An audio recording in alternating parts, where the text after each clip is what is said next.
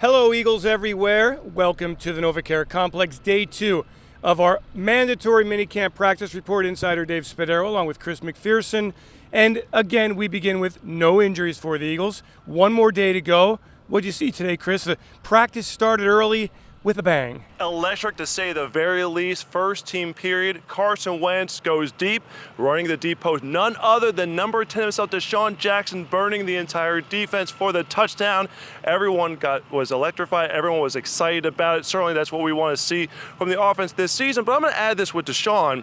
He's also much more refined as a route runner. He's developed that throughout the years, especially since he's left Philadelphia, because he's been working on some comebacks and other routes as well. So everyone talks about the vertical threat that DeSean is going to bring. He's going to be a weapon all over the field, not just on those deep plays, but so much fun to see it because it gets everyone on the sidelines eagerly going. Yeah, and it certainly changes the way defenses will play this Eagles offense. My eyes really going to the defensive side of the ball. 3 interceptions by the defense. Avonte Maddox stepping up, really looking the part at the cornerback position. Last year saw time at safety. I think he'll be entrenched at one of those cornerback positions. And then I went over to the one-on-ones and really focused on the defensive line, Chris. And even without Fletcher Cox and Brandon Graham taking only a few reps, you notice aggressiveness, you notice depth, you notice a lot of power, a defensive line that plays downhill.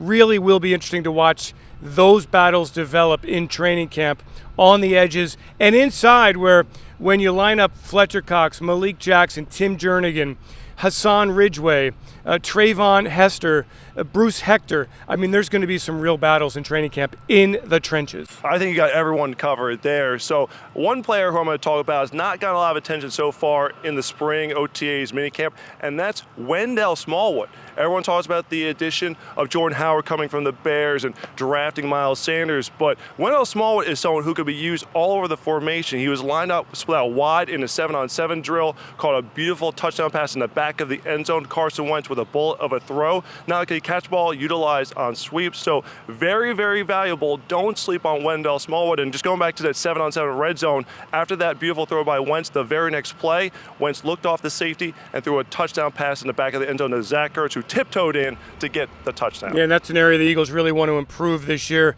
After the 2017 season, when they were the best team in the NFL in the red zone, a drop in 2018. Now the Eagles are bigger, better, more versatile inside the 20, and that should lead to more touchdowns in 2019. Chris McPherson, Dave Spadaro, thanks for joining us on our post-practice report. One more to go here at the mandatory minicamp at the NovaCare Complex.